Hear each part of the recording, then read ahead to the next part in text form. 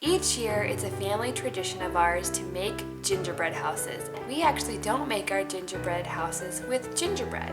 We like to use graham crackers. The family fudge, the family fudge. They are mostly sweet but full of nuts. Merry Christmas, friends!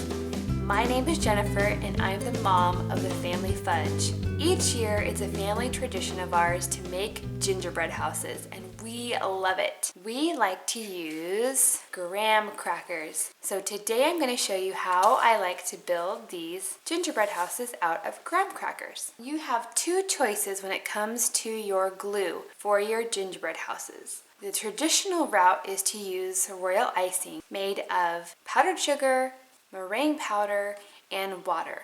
So if you would like to make it that way, you would need 3 tablespoons of meringue powder, and you can find the meringue powder in the cake decorating section of a craft store or at Walmart. And you'll need a pound of powdered sugar and just a couple of tablespoons of water. And that's how you would make the strong glue for your gingerbread house. And I've used this kind before and it works just great. But this year, for our gingerbread houses, I'm actually going to be using this hot glue gun. I'm just going to be using the hot glue to put the graham cracker house together. We're not going to be using hot glue for the candies at all, just the structure of the house itself. And I'm okay with that because we're not actually going to be eating these houses, they're just for decorating. So if you want to use hot glue, I would recommend picking up a whole bag of the mini glue sticks and a mini glue gun. Unless you have a big one, that would be fine too. These mini glue sticks are from the Dollar Tree, so they're pretty inexpensive for the whole bag. And I might end up using the whole bag. If you have a lot of gingerbread houses to make, maybe buy 2 bags. These do tend to break pretty easily, and if for some reason you pick up a box from the store and they come broken already, that is no good.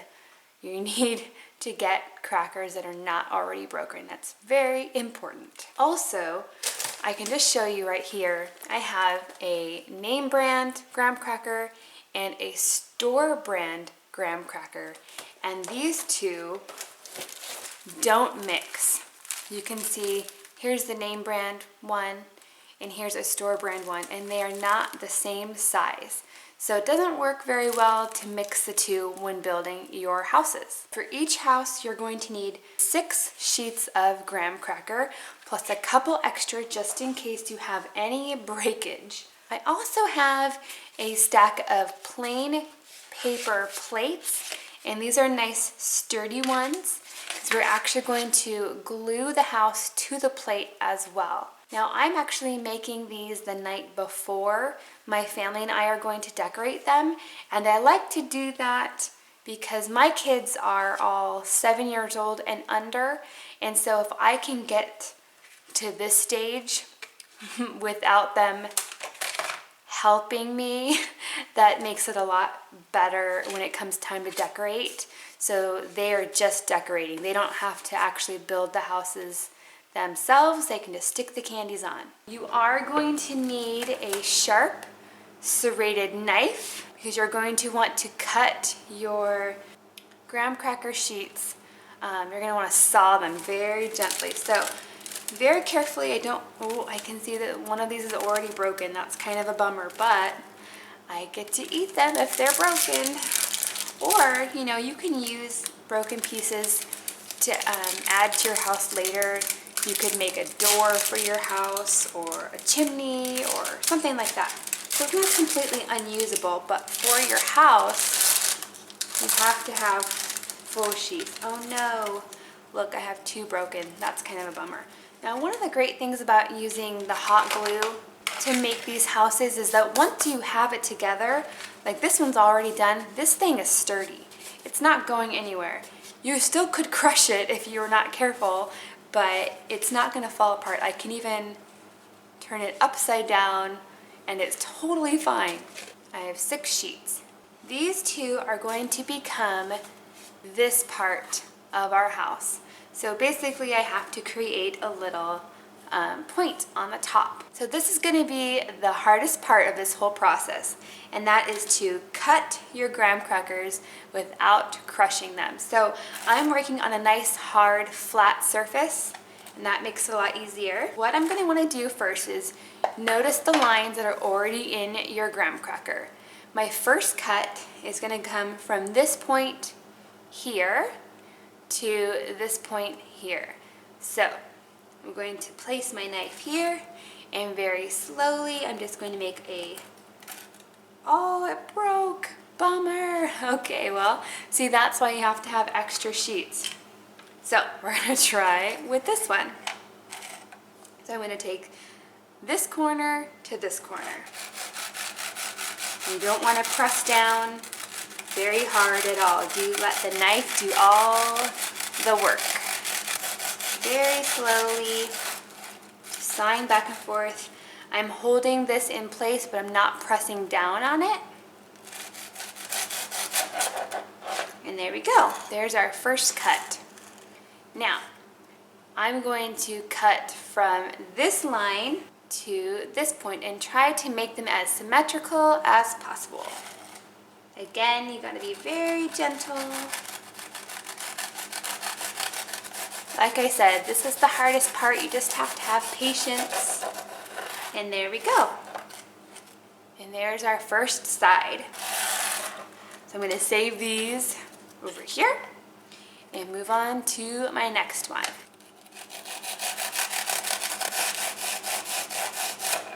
Ta-da! Yay, it didn't break.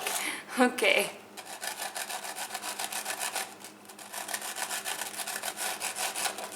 Yay, okay, now I have my 2 pieces, just like that. So I had quite a few broken ones in that package, so that's why it's definitely important to have extra. Okay, so you still have to be really gentle with these at this point. I've got my hot glue gun loaded, and it's ready to go. Oop, don't burn yourself. It's ready to go, it's nice and hot. So the first thing I'm going to do is I'm going to glue this side piece to the piece that we cut. Now it's important that you once you put your glue on, this piece is going to go on the exterior of this piece, not inside like that. You don't want it like that. You want it just like that on the outside.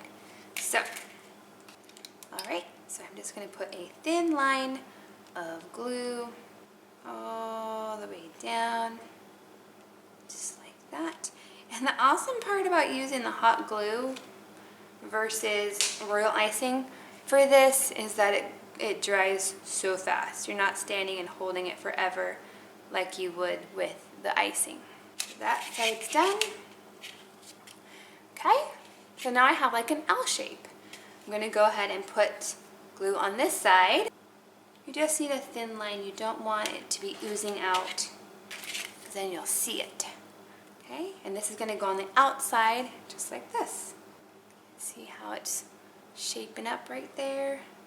Being very gentle with these so I don't break them. So for this piece, I'm going to put glue on this side, and then I'm going to very gently ease it down in.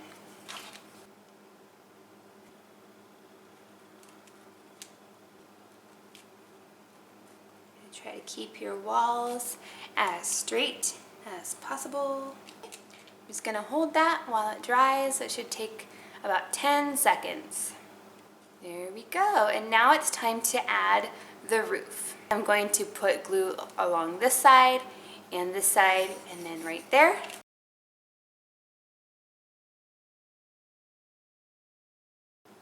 There we have it. There's our side. Like that. So you'll notice if you turn it this way, there is a little bit of a gap here, and you can definitely fill that in with frosting or icing when you get to that step.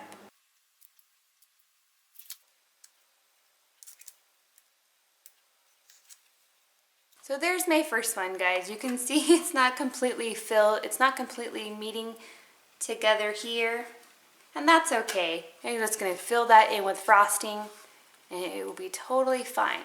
So now, the last step is I'm going to actually glue this to the plate.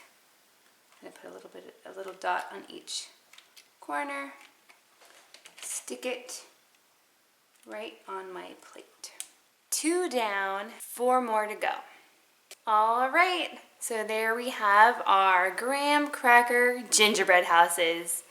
I have to tell you the truth, it may just be easier to buy ready-made ones, but these can be a lot of fun if you're willing to have the patience to make them.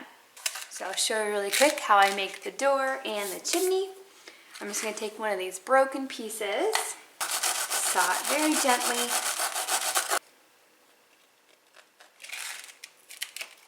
stick that door right on there. Now for the chimney, I'm going to take a little rectangle piece like this and shorten it a bit.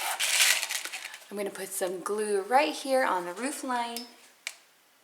We'll just stick it right there. So what I'm going to do for my family is when it comes time to decorate these houses, I'm going to be sure to have at least one extra house in case we have any emergencies. And then I'm going to also have some sugar cookies to frost just in case we have a disaster with more than one house. I can direct my children to decorating cookies instead of a broken house. But I saw this really cute idea where if your gingerbread house breaks, you just take a little dinosaur toy and you put it right next to the house on the plate, and it looks like your dinosaur destroyed the house. So it looks like it was meant to be broken. Anyway, I hope your Christmas is fantastic. Good luck with your gingerbread houses. Thanks for watching.